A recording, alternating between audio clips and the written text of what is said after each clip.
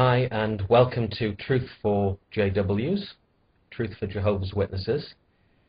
I want to address an interesting question, one that is particularly relevant to the Watchtower organization. The question is, who is the faithful and discreet slave? Maybe you're a witness right now, and so that question makes perfect sense. To the uninitiated, well, it's based on a verse in Matthew chapter 24, verses 45 to 47. During Jesus' Olivet discourse, he asks this question. It's a rhetorical question.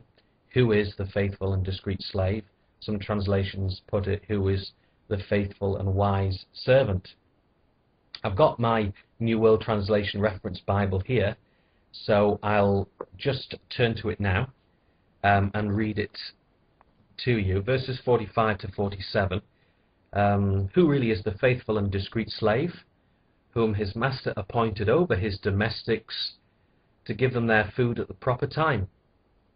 Happy is that slave if his master, on arriving, finds him doing so. Truly I say to you, he will appoint him over all his belongings.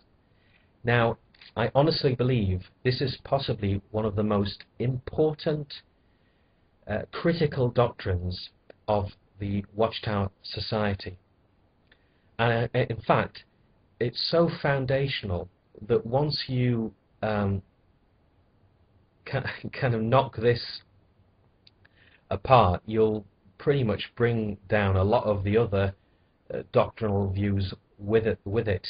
It's almost the one card which will allow the house of cards to tumble. Simply put, the witnesses believe that within their organization there is a select number of Christians who are anointed to be the faithful and discreet slave. Yes, they understand this verse to refer to a select number who are given the task of faithfully and discreetly feeding the congregation, Christ's true organization. In fact, they also believe that Jesus arrived in 1919 to appoint this group over his people. That Jesus became king in 1914. He inspected all these different Christian groups, and in 1919 decided to opt for the Watchtower Society. Now, I know that might sound rather strange to you. It is based on metaphorical interpretation of Scripture and a lot of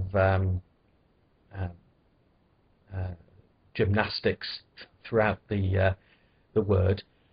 But bear in mind that millions of people submit to this authority and believe that Jesus really did arrive in 1919 and appoint the Watchtower Society as their masters, so to speak.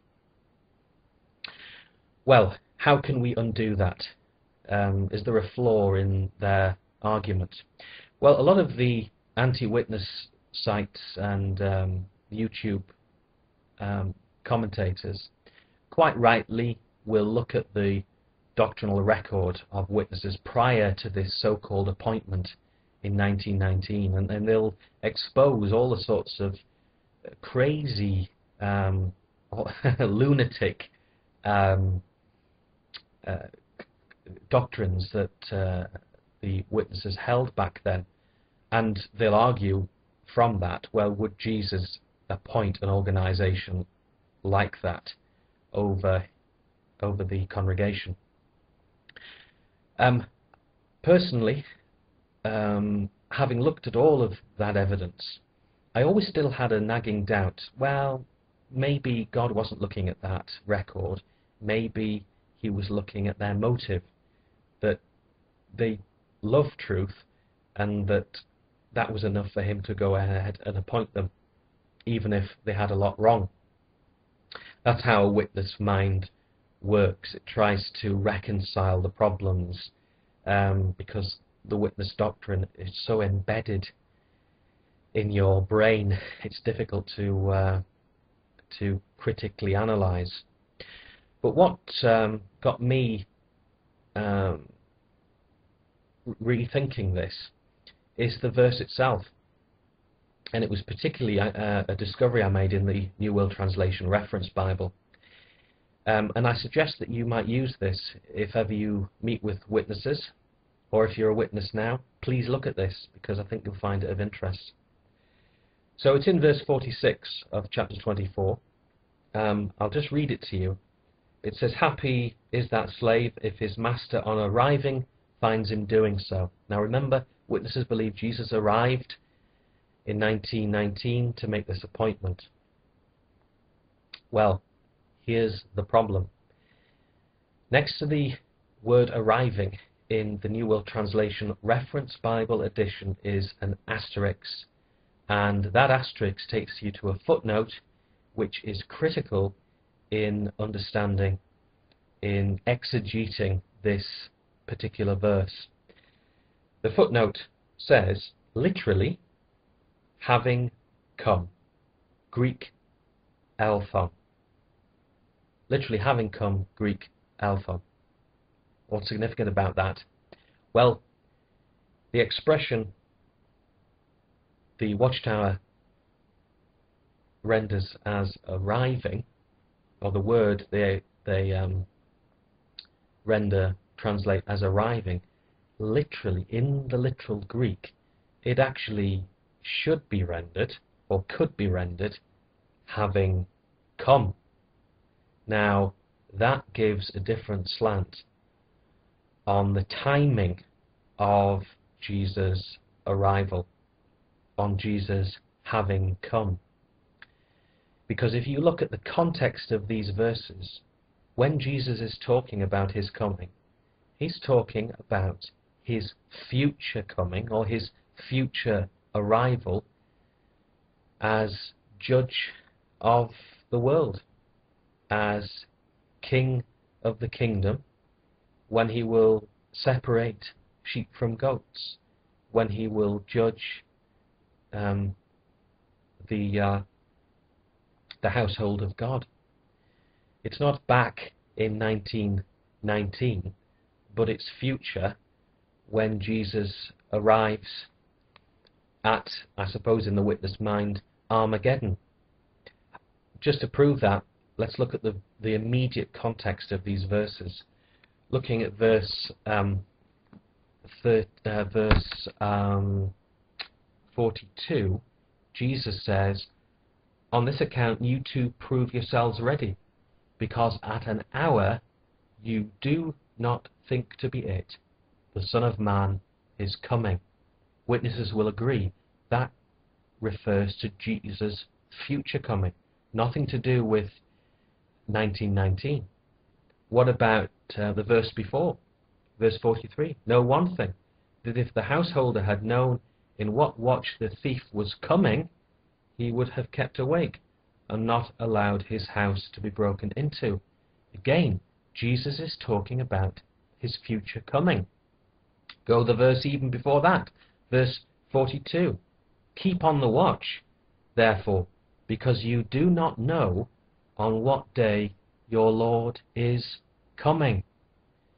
Verse 42, verse 43, verse 44, it's all about Jesus' future coming. So what's the difference with verse 46? Well, there isn't any. Again, he's talking about his future coming. But the witnesses obscure this verse, or rather the Watchtower obscures the translation of this verse by using the word arriving, when they know that literally in Greek they ought to be rendering this having come. And that's why when you go to all the other translations, they will talk about Jesus arriving, or Jesus coming to appoint slaves over the domestics at that future time. So what is the significance of this?